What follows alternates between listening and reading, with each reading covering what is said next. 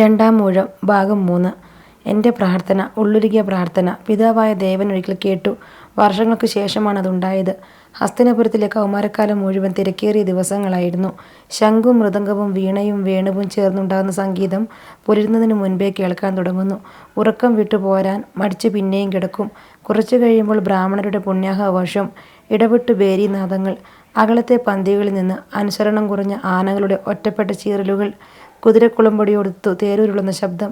അക്കാലത്ത് എനിക്ക് തോന്നിയിരുന്നു, ഭൂലോകത്തിലെ ഏറ്റവും നല്ല സംഗീതം തേരുരുളുന്ന ശബ്ദമാണെന്ന്. ഞങ്ങൾ 5 പേരും തനിച്ചുറങ്ങാൻ തുടങ്ങിയിരുന്നു. ഓരോരുത്തർക്കും പരിചാരകരുമായ സൂതന്മാരുണ്ട്. സ്വന്തം ദാസിമാരായ ശൂദ്രസ്ത്രീകളുമുണ്ട്. രാവിലെ ഒരുങ്ങിക്കഴിഞ്ഞാൽ വേദപാഠശാലയിലെത്തണം. അവസാനം എത്തുന്നത് ഞാനായിരിക്കും. വലിയച്ഛൻ്റെ ഉണ്ണികൾക്ക് വേറെ സ്ഥലത്ത് വച്ചായിരുന്നു പാഠങ്ങൾ. വിതുരരുടെ മക്കളും ഞങ്ങളോടൊപ്പം പഠിക്കാനുണ്ടാകുമെന്ന് ആദ്യം കേട്ടിരുന്നു. അവർ വന്നില്ല. അവർ വരാത്തതെന്തെന്ന് അന്വേഷിക്കാൻ തുടങ്ങിയപ്പോൾ ജ്യേഷ്ഠൻ പറഞ്ഞു, വരുന്നില്ലെങ്കിൽ അത്രയും നല്ലത്, ശൂദ്രരാണ്. വാതിൽക്കൽ വന്ന് നിന്ന് നോക്കിപ്പോവാറുണ്ട് ഭീഷ്മപിതാമഹനും വിതുരരും.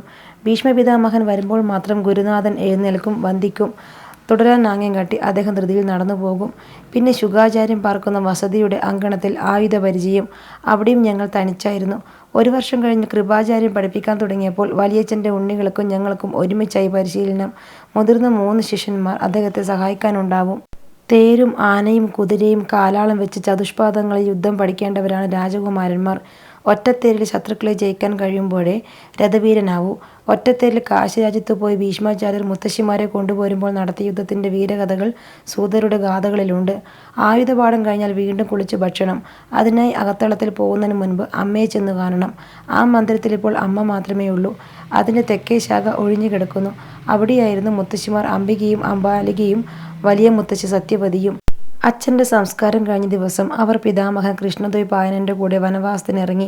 ശേഷിച്ച കാലം തപസ്സനുഷ്ഠിച്ച് ദേവപദം എന്ന വിശിഷ്ട സ്വർഗത്തിലെത്താനാണ് അവർ പോയിരിക്കുന്നതെന്ന് കൊട്ടാരത്തിൽ അന്നൊക്കെ പറഞ്ഞു കേട്ടു. പിന്നീട് അറിഞ്ഞു, ഹസ്തിനപുരത്തിൽ കലാപങ്ങൾ ഉണ്ടാവുമെന്നും അത് കാണാനിടവരാതെ നേരത്തെ സ്ഥലം വിടുകയാണ് നല്ലതെന്നും ഉപദേശിക്കുകയാണ് അദ്ദേഹം ചെയ്തതത്രേ. സംസ്കാരക്രിയകൾ ചെയ്യിക്കുന്ന ബ്രാഹ്മണരുടെ പൂജാവിധികൾ ശ്രദ്ധിച്ചുകൊണ്ട് അദ്ദേഹം അകലെ മാറി നിന്നു. അപ്പോഴാണ് ഞാൻ അദ്ദേഹത്തെ ശരിക്കും കാണുന്നത്. ശതശൃംഗത്തിൽ ചിലപ്പോൾ രാത്രിയിൽ അദ്ദേഹം വന്നിരുന്നുവെന്ന് കേട്ടിട്ടുണ്ട്. ചാരം പൂശിയിട്ടുണ്ട്. കറുത്തു മെലിഞ്ഞ് ശരീരത്തിലാകെ വാരി വലിച്ചു കെട്ടിയ ജടപിടിച്ച ശിരസ്, കഴുത്ത് കാണാത്ത വിധം വളർന്ന മഞ്ഞ നിറത്തിലുള്ള താടി, അരയിൽ പരുക്കൻ മരവുരി, തിളങ്ങുന്ന ഇളം ചുവപ്പ് നിറമുള്ള കണ്ണുകൾ.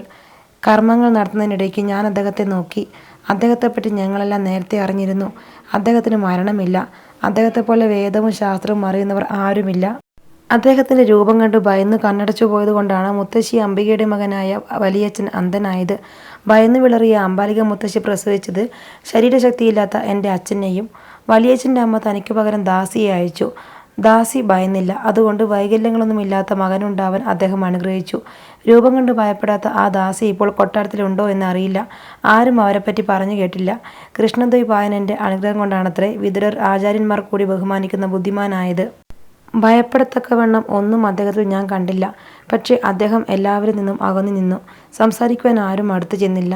പ്രായാധിക്യം കൊണ്ട് കൂനിക്കൂടിയ അമ്മയെയും എൻ്റെ മുത്തശ്ശിമാരെയും കൊണ്ട് അദ്ദേഹം ഇറങ്ങിപ്പോയപ്പോൾ അനുയാത്രയും വിലാപവും പാടില്ല എന്ന് അദ്ദേഹം കൽപ്പിച്ചിരുന്നുവത്രേ. അമ്മ തനിച്ചാണിപ്പോൾ. ശുകാചാര്യൻ്റെയും കൃപാചാര്യൻ്റെയും കീഴിൽ തങ്ങൾ എങ്ങനെ പഠിക്കുന്നു എന്ന് അമ്മയ്ക്കറിയില്ല എന്നതായിരുന്നു എൻ്റെ ധാരണ. ആയുധപ്പുരയുടെ പരിസരത്തിലൊന്നും അമ്മ വരാറില്ലല്ലോ. പക്ഷേ ഒരു ദിവസം അമ്മ എന്നെ തനിയെ വിളിച്ചു. പഠിപ്പ് നന്നായി നടക്കുന്നില്ലേ? ഉവ്. ഉണ്ണിക്ക് ഏതിലാണ് കൂടുതൽ താല്പര്യം? കൃപാചാര്യൻ യന്ത്രമുക്തം ആരംഭിച്ചു കഴിഞ്ഞിരുന്നു. പാണിമുക്തവും മുക്തസന്ധാരിതവും പഠിപ്പിക്കുന്നത് ശിഷ്യന്മാരാണ്. ശുകാചാര്യൻ ആരംഭിച്ച പാണിമുക്തത്തിൽപ്പെട്ട ഗദായുദ്ധത്തിലായിരുന്നു എനിക്ക് താല്പര്യം. പക്ഷെ ഞാൻ വെറുതെ പറഞ്ഞു ബാഹുയുദ്ധം. അമ്മയുടെ മുഖം കറുത്തു. നീചന്മാർക്കുള്ളതാണ് ബാഹുയുദ്ധം, ക്ഷത്രിയർ അറിയേണ്ടത് തന്നെ. പക്ഷേ പിന്നെ അമ്മ എന്തോ ആലോചനയിലെന്ന പോലെ ഇരുന്നു. വലിയച്ഛൻ്റെ ഉണ്ണികളെ നീ ദ്രോഹിക്കുന്നു എന്ന് കേട്ടല്ലോ. ഞാൻ കൃത്യമായി എന്ത് മറുപടി പറയണമെന്നറിയാതെ ഞാൻ വിഷമിച്ചു. അമ്മ പറഞ്ഞു, കുറ്റം എപ്പോഴും നമുക്കാവും. അത് ഓർമ്മിച്ച് നടന്നോളൂ. കുലദ്രോഹി എന്ന പേര് കേൾപ്പിക്കരുത്. കുലം മുടിക്കാൻ വരുന്നവൻ ഞാനല്ല, ദുര്യോധനാണ്. അവനെക്കൊണ്ടാണ് ആപത്തുകൾ വരാൻ പോകുന്നതെന്ന് കൃഷ്ണദ്വൈപായന പിതാമഹൻ തന്നെ പറഞ്ഞിരിക്കുന്നുവെന്ന് സൂതന്മാർ കുശൂഷിക്കുന്നത് ഞാൻ കേട്ടിട്ടുണ്ട്. അവൻ എന്നെപ്പറ്റി കള്ളക്കഥകൾ പറയുന്നുണ്ടോ എന്നായിരുന്നു എൻ്റെ ഭയം. പാഠങ്ങളില്ലാത്തപ്പോൾ ഞാൻ ആനപ്പന്തിയിൽ പോവുക പതിവായിരുന്നു. ഹസ്തിപന്മാരുടെ കൂട്ടത്തിൽ കൂനിക്കൂടി നടക്കുന്ന ഒരു വൃദ്ധനുണ്ട്. ആന ചീറുമ്പോഴത്തെ കാറ്റേറ്റാൽ വീണുപോകുമെന്ന് തോന്നും. പക്ഷേ അയാൾ പറഞ്ഞാൽ ഏത് മതഗജവും അനുസരിക്കും. ആനകളുടെ ശാസ്ത്രവും ചികിത്സയും ഋഷിമാരിൽ നിന്നും പഠിച്ചതാണ് അയാൾ. അയാളുടെ കൂടെ ആനപ്പന്തിക്കകത്ത് കയറാൻ എന്നെ അനുവദിച്ചിരുന്നു. ധൃതരാഷ്ട്ര മഹാരാജാവിൻ്റെ ആനയ്ക്ക് ഒരു ചെറിയ പർവ്വതത്തോളം വലിപ്പമുണ്ട്. കുരുവംശത്തിലെ പഴയ രാജാക്കന്മാരുടെ പേരുകളാണ് പല ആനകൾക്കും. ആനകളിൽ താല്പര്യമുള്ള ഉണ്ണിയായി എനിക്ക് വൃദ്ധൻ ചെറിയ സ്വാതന്ത്ര്യങ്ങൾ അനുവദിച്ചു. തുമ്പിക്കൈയിൽ തൊടാം, കരിമീൻ കഷ്ണങ്ങൾ കൊടുക്കാം, മതജലം പൊടിയാൻ തുടങ്ങുന്ന സ്ഥാനം കാണിച്ചു തരികയായിരുന്നു വൃദ്ധൻ. അപ്പോൾ ആനപ്പന്തിയുടെ നേർക്ക് നോക്കിക്കൊണ്ട് അകലെ 3 പേർ നിൽക്കുന്നത് കണ്ടു. ദുര്യോധനൻ, ദുശാസനൻ, യുധിഷ്ഠിരൻ. പുറത്തു കടന്നപ്പോഴാണ് ഞാൻ അത്ഭുതപ്പെട്ടത്. മൂന്നാമൻ യുധിഷ്ഠിരനല്ല, കർണനാണ്. അന്ന് അയാളുടെ പേര് പോലും എനിക്കറിയില്ല. കൃപാചാര്യരുടെ പാഠങ്ങൾക്ക് വരുമ്പോൾ കൗരവരോട് കൂടി വരാറുള്ള കുട്ടികളിലൊരാൾ. ആ നിൽപ്പും ഭാവവും എനിക്കറിയാം. 3 പേർ ചേർന്ന് എന്നെ ഇടിച്ചു വീഴ്ത്താനാണ് ഭാവം. ഒറ്റയ്ക്കൊറ്റയ്ക്ക് വന്നാൽ എനിക്ക് ഭയമില്ല. ആനപ്പന്തികളിലെ ദാസന്മാരുടെ മുമ്പിൽ വെച്ച് വേണ്ട തോൽവി എന്ന് കരുതി ഞാൻ അവരെ നേരിടാതെ എതിർവശത്തെ വാതിൽ കടന്ന് നടന്നു. വൃദ്ധഹസ്ത്യപനോട് പറഞ്ഞു, നേരമായി, കുളിക്കാൻ പോകട്ടെ. തിരിഞ്ഞു നോക്കാതെ നടക്കുമ്പോൾ പിന്നിൽ ഓടിയടക്കുന്ന കാലടി ശബ്ദം കേട്ടു. ഭയം കൊണ്ട് കാലടികളിൽ വിറകയറി. ഓടിയാലോ? പിന്നെ അത് കുട്ടികളുടെ ഇടയിൽ ഒരു വലിയ കഥയായി മാറും.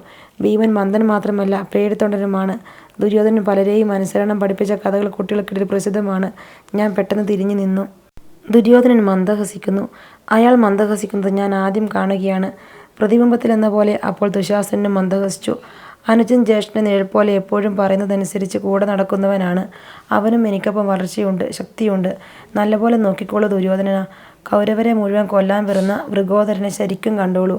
പറഞ്ഞത് കർണനാണ്. ചെറിയ കുട്ടിയായിരുന്ന കാലത്ത് എൻ്റെ ഭക്ഷണപ്രിയം കണ്ട് അമ്മ ദാസിമാരിൽ മൂത്തവളോട് കളിയായി പറഞ്ഞു. രണ്ടാമത്തെ ഉണ്ണി വൃഗോദരൻ തന്നെ. എന്ത് കഴിച്ചാലും വിശപ്പാണ്.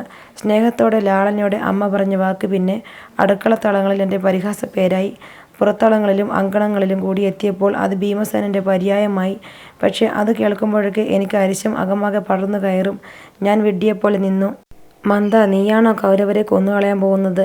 ദുര്യോധനൻ എൻ്റെ മുമ്പിൽ നിന്ന് പുച്ഛത്തിൽ ചിരിച്ചു. ദുശാസനന് നേരത്തെ പറഞ്ഞുറപ്പിച്ചതുപോലെയായിരിക്കും. പതുക്കെ എൻ്റെ പിന്നിലേക്ക് മാറി. മൂന്നാമൻ കളി കാണാൻ തയ്യാറായി രസിച്ച് അകലെ തന്നെ നിന്നു. തോൽവിയിൽ നിന്ന് രക്ഷപ്പെടാനുള്ള വഴി ആലോചിക്കുന്ന അമ്പരന്ന നിമിഷങ്ങളിലും ഈ കർണന് ദുര്യോധന സംഘത്തിൽ നടക്കുന്ന ഏതോ സൂതപുത്രന് യുധിഷ്ഠിരനോട് എത്ര സാദൃശ്യമെന്ന് തോന്നി. പക്ഷേ കർണൻ്റെ മുഖത്തെ ആ കയ്പുള്ള ചിരി ഒരിക്കലും യുധിഷ്ഠിരൻ്റെ മുഖത്ത് വരില്ല. ഇവിടെ ശുകാചാര്യൻ്റെ ധനുർവേദ നിയമങ്ങൾക്ക് അർത്ഥമില്ല എന്ന് ഞാൻ ഉടനെ തീരുമാനിച്ചു. കാലുകൾ അകറ്റി വെച്ച് ചെറുവിരൽ തുമ്പുകളിൽ മാത്രം ഊന്നി നിന്ന് മുട്ടുറപ്പിച്ചു. വൈശാഖത്തിലാണ് ദുര്യോധനൻ്റെ നിൽപ്പ്. എൻ്റെ ഇടതുവശത്തായി നിലയുറപ്പിച്ച ദുശാസനൻ മുട്ടുവളച്ച് അർദ്ധമണ്ഡലത്തിലാണ്. അകന്നു നിൽക്കുന്ന സൂതപുത്രൻ്റെ അടക്കിപ്പിടിച്ച ചിരി. ഭയപ്പാടിന് പകരം രോഷം കത്തിപ്പടർന്നു. ആനപ്പന്തിയുടെ പുറത്തെ അങ്കണം ഒഴിഞ്ഞു കിടന്നു. അവിടേക്ക് കാവൽക്കാരോ ദാസിമാരോ വരുന്നതിന് മുൻപേ ഇത് അവസാനിപ്പിക്കണം. അമ്മയുടെ മടിയിലിരിക്കെ കാട്ടാളന്മാർ തേനും കന്മദവും കാഴ്ചവെച്ച് പോകും മുൻപേ വിനോദത്തിനായി മല്ലടിക്കുന്നത് ഞാൻ കുട്ടിക്കാലത്ത് ചതുശൃംഗത്തിൽ വെച്ച് കണ്ടിട്ടുണ്ട്. പാറക്കെട്ടിൽ നിന്ന് താഴേക്ക് വീണവർ പിടിവിടാതെ മല്ലടിച്ച് മുകളിലെത്തുന്നു. കാഴ്ചയ്ക്ക് കുട്ടിത്തം വിടാത്ത ഒരു കുമാരൻ ഒരിക്കലൊരു മഹാകായനെ എടുത്തെറിയുന്നത് കണ്ടു. അവസാനം അവൻ മണ്ണുപുരണ്ട മുഖത്താകെ ചിരിയോടെ നിലംതൊട്ട് കുമ്പിട്ട് യാത്ര പറയുമ്പോൾ അമ്മ അവനൊരു പൊൻവള സമ്മാനമായി എറിഞ്ഞു കൊടുത്തു. ഇവിടെ കാട്ടിലെ നിയമങ്ങളാണ് എനിക്ക് ഉപകരിക്കുക. പാവം മന്ദൻ പേടിച്ചു വിറയ്ക്കുന്നു. വിട്ടുകളയോ? 101 ഏത്തമിടിപ്പിച്ച് വിട്ടുകളയോ? കർണൻ പറഞ്ഞു. ആക്രമണത്തിന് കാത്തു നിൽക്കാതെ ഞാൻ മുന്നോട്ട് കുതിച്ചു. അതൊരു തന്ത്രമായിരുന്നു. ദുര്യോധനൻ്റെ നേർക്കാണെന്ന് കരുതി നിൽക്കുന്ന ദുശാസനൻ ഞാൻ പൊടുന്നനെ ഇടതിരിഞ്ഞ് മാറടക്കി അരണിയാൽ ആഞ്ഞടിക്കുമെന്ന് കരുതിയില്ല. അവൻ തെറിച്ചു വീണു. കാലിടറിയ ഞാൻ നിലയുറപ്പിക്കും മുൻപ് ദുര്യോധനൻ പറന്നുകൊണ്ടെന്ന പോലെ എൻ്റെ ദേഹത്തിൽ വന്ന് വീണു. തെറിച്ചുപോയ ഞാൻ പുറംപന്തിയിലെ മരത്തടിയോട് ചേർന്നാണ് വീണത്. കർണൻ്റെ ചിരി അപ്പോഴും കേട്ടു. പക്ഷേ ദുര്യോധനന് വീണുപോയിരുന്നു. കാട്ടിൽ ഓടിക്കളിച്ചു വളർന്ന എൻ്റെ വേഗം അവൻ അറിയില്ല. എഴുന്നേൽക്കും മുമ്പേ ഞാനവൻ്റെ പുറത്തു ചാടി കൈത്തണ്ട കൊണ്ട് കഴുത്തടക്കി പിടിച്ച് വാരിയെല്ലുകളിൽ മുഷ്ടി ചുരുട്ടി അടിച്ചു. സഹായത്തിന് ഓടിക്കിതച്ചു വന്ന ദുശാസനെ വാരി പിടിച്ചപ്പോൾ വലങ്കയിൽ മുടിയാണ് ഒതുങ്ങിയത്. പിടഞ്ഞു കുതറി എഴുന്നേൽക്കാൻ ശ്രമിക്കുന്ന ഇവർ പിടിവിട്ടാൽ എന്നെ മർദ്ദിച്ചവശനാക്കുമെന്ന് എനിക്കറിയാം. അപ്പോൾ 2 കൈകളിലും സൗകര്യത്തിൽ കെട്ടിയ തലകൾ കൂട്ടിയിടിച്ചു. വേദനയുടെ ശബ്ദം ദുശാസനിൽ നിന്ന് കേട്ടപ്പോൾ എനിക്ക് ഉത്സാഹമായി. വീണ്ടും തലകൾ കൂട്ടിയിടിച്ചു. ഇപ്പോൾ ദുര്യോധനൻ ശബ്ദിച്ചു. വേദനയേക്കാൾ രോഷമാണ് ആ അലർച്ചയിൽ. ഇവർ എഴുന്നേൽക്കാൻ വയ്യാത്ത നിലയിലായിട്ട് വേണം ചിരിച്ചു കളിച്ച് കാണാൻ നിന്ന സൂതപുത്രനെ വകവരുത്താൻ. വിടൂ ഉണ്ണി, വിടൂ. ആരുടെക്കോ ബഹളം. ആരോ അധികാരത്തോടെ എൻ്റെ അഴിഞ്ഞ മുടിക്കെട്ടിൽ പിടിച്ചു വലിച്ചു. നോക്കുമ്പോൾ കൃപാചാര്യൻ. കർണൻ വിളിച്ചുകൊണ്ടുവന്നതാണ് എന്ന് വ്യക്തമായിരുന്നു. അവൻ തനിക്കിതിൽ പങ്കില്ലെന്ന ഭാവത്തിൽ അകലെ അപ്പോഴും ഒതുങ്ങി നിന്നു. കരഞ്ഞും ക്ഷോഭിച്ചും ഉദ്ദേശിച്ചത് പറയാനാവാതെ എന്തൊക്കെയോ പുലമ്പിക്കൊണ്ട് നിന്നു ജ്യേഷ്ഠാനുജന്മാർ. ഇവൻ എപ്പോഴും ഇങ്ങനെയാണ്, ഒന്നും ചെയ്യാതെ നിന്ന് ഞങ്ങളെ തുടങ്ങിയത് ഞാനല്ല എന്ന് പറയണമെന്നുണ്ടായിരുന്നു. അകലെ മാറി നിൽക്കുന്ന കർണനെ ഞാൻ നോക്കി. മൂന്നാമനായി താൻ കൂടി വന്നാലും എനിക്കൊന്നുമില്ല എന്ന് അവൻ അറിയണം. അവനെ തനിച്ച് കിട്ടുമ്പോൾ പാഠം പഠിപ്പിക്കുന്നുണ്ട്.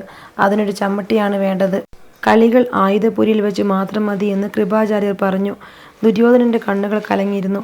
അത് അവസാനിച്ചിട്ടില്ല എന്ന മട്ടിൽ എന്നെ തിരിഞ്ഞു നോക്കിക്കൊണ്ട് അവൻ ധൃതിയിൽ നടന്നു. നിങ്ങൾ ജ്യേഷ്ഠാനുജന്മാരാണ്, ഇപ്പോഴേ പോര് തുടങ്ങിയോ? കൃപാചാര്യർ ശോഭം ഒതുക്കുകയായിരുന്നു. ഞാൻ ഒന്നും പറയാതെ നിന്നു.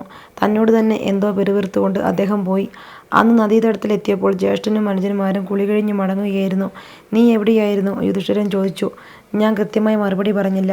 ദുര്യോധനനെ വേദനിപ്പിച്ചു വിട്ടത് ഞാൻ ആരോടും പറഞ്ഞിട്ടില്ല. കൃപാചാര്യർ അതൊരു വലിയ കാര്യമായി എടുക്കില്ല.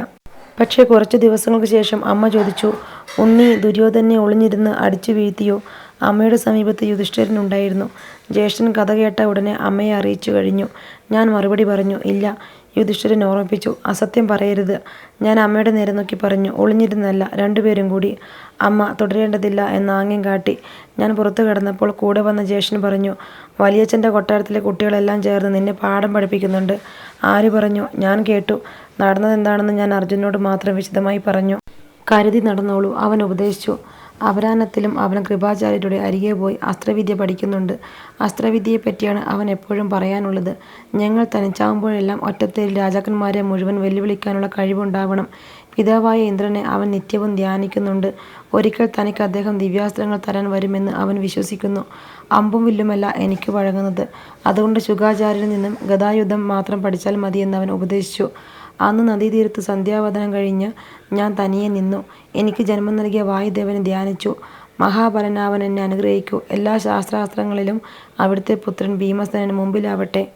പിതാവായ ദേവനെ പ്രീതിപ്പെടുത്താൻ ഞാൻ എന്ത് ചെയ്യണം? ആരോട് ചോദിച്ചാൽ അറിയാം? ഒരുപക്ഷെ ബുദ്ധിമാനായ ഇളയച്ചൻ വിതുരർക്കറിയാം. പക്ഷെ ചോദിക്കാൻ ധൈര്യം തോന്നിയില്ല. അദ്ദേഹം എപ്പോഴും ഞങ്ങളുടെ പരിസരത്തിലൊക്കെ ഉണ്ടാവും. പക്ഷേ വളരെ അകലെയാണെന്ന് തോന്നും. യുധിഷ്ഠിരനോട് മാത്രമേ അദ്ദേഹം സംസാരിക്കാറുള്ളൂ. തേർയുദ്ധത്തിന് യുധിഷ്ഠിരൻ, അസ്ത്രവിദ്യയ്ക്ക് അർജുനൻ. ആചാര്യന്മാർ തുടക്കത്തിൽ തന്നെ തരംതിരിവ് നടത്തിക്കഴിഞ്ഞിരുന്നു. യുധിഷ്ഠിരൻ രാജാവാകേണ്ടവനാണ്. രാജാക്കന്മാർ തേർയുദ്ധത്തിൽ വിദഗ്ധരാവണം. ഇന്ദ്രൻ്റെ മകനായതുകൊണ്ട് വില്ലാളി വീരനാവുമെന്ന് അശരീരികൾ പറഞ്ഞിട്ടുണ്ട് നേരത്തെ തന്നെ. അതുകൊണ്ട് അർജുനനും പ്രത്യേകം പാഠങ്ങളുണ്ട്. അന്തഃപുരത്തിലെ ദാസിമാരുടെയും സന്ദർശനത്തിന് വരുന്ന ക്ഷത്രിയ സ്ത്രീകളുടെയും മുമ്പാകെ വെച്ച് നകുല സഹദേവന്മാരെ അമ്മ ഇപ്പോഴും ഓമനിക്കാറുണ്ട്. എനിക്ക് മാതൃപുത്രരായ ഈ യമന്മാരാണ് എൻ്റെ സ്വന്തം ശരീരത്തിൽ നിന്ന് പിറന്നവരെക്കാൾ പ്രിയപ്പെട്ടവർ. നകുല സഹദേവന്മാർക്ക് വലിയ ആഗ്രഹങ്ങളൊന്നുമില്ല. പക്ഷേ അർജുനനോട് അമ്മയ്ക്ക് പ്രത്യേകം വാത്സല്യമുണ്ടായിരുന്നു എന്ന് എല്ലാവർക്കും അറിയാം. അമ്മ പുറത്തു പറയാറില്ല. കോമളമായ കറുപ്പ് നിറമുള്ള അർജുനനോട് എല്ലാ അന്തഃപുര സ്ത്രീകൾക്കും കൂടുതൽ സ്നേഹം തോന്നിയിരുന്നു. ഞങ്ങൾ ഒരുമിച്ച് നിൽക്കുമ്പോഴൊക്കെ അവരുടെ കണ്ണുകളിൽ ഞാനത് കണ്ടിട്ടുണ്ട്. ഒരിക്കൽ കൊട്ടാരത്തിൽ വന്ന നാടോടികളായ മാഗധർ അർജുനനെപ്പറ്റി പാടി. ഭാവി അറിയുന്നവരത്രേ ഈ ഗായകർ. വെളുത്ത കുതിരകളെ പൂട്ടിയ രഥത്തിൽ അമ്പൊടുങ്ങാത്ത ആവനാഴിയും ദിവ്യചാപവുമായി അവൻ ലോകം കീഴടക്കുന്ന കഥകൾ അവർ പാടി. അപ്സര സ്ത്രീകൾ കൂടി അവൻ്റെ കറുത്ത മേനിയുടെ അഴക് കണ്ട് കാമിച്ച് അസ്വസ്ഥരാവും. അഗ്നിയും വരുണനും കൂടി അവൻ്റെ അസ്ത്രമുനകളുടെ ആജ്ഞ അനുസരിക്കും. അമ്മ സന്തോഷം കൊണ്ട് നിറഞ്ഞ കണ്ണുകൾ തുടച്ചു. പാടിക്കഴിഞ്ഞപ്പോൾ അവർക്ക് സ്വർണ്ണ നിഷ്കങ്ങൾ വാരിക്കൊടുത്തു. വടക്കു പടിഞ്ഞാറ് ദിക്കിലേക്ക് നോക്കി. അവിടെ കാവൽ നടത്തുന്ന വായു ഭഗവാനെ ഞാൻ ധ്യാനിച്ചു. എൻ്റെ പ്രാർത്ഥനകൾ കേൾക്കുന്നുണ്ടോ? അകലങ്ങളിൽ എവിടെയോ ഉള്ള എൻ്റെ പിതൃദേവൻ. അപ്പോൾ ജലനിരപ്പിൽ ഞൊറികൾ വിരിഞ്ഞ പോലെ 1000 മലകൾ ഇളകി. അകലെ എവിടെയോ നിന്ന് ഓടിയെത്തിയ ഒരിളം കാറ്റ് എൻ്റെ മുടിയിഴകളെ പറപ്പിച്ചു. നേർത്ത ജലകണങ്ങളുടെ നനവുള്ള അദൃശ്യകരങ്ങൾ എന്നെ ആശ്ലേഷിക്കുന്നു. എൻ്റെ ചെവിയിൽ ആരോ മന്ത്രിച്ചു. ഞാൻ കേൾക്കുന്നു, ഞാൻ കേൾക്കുന്നു.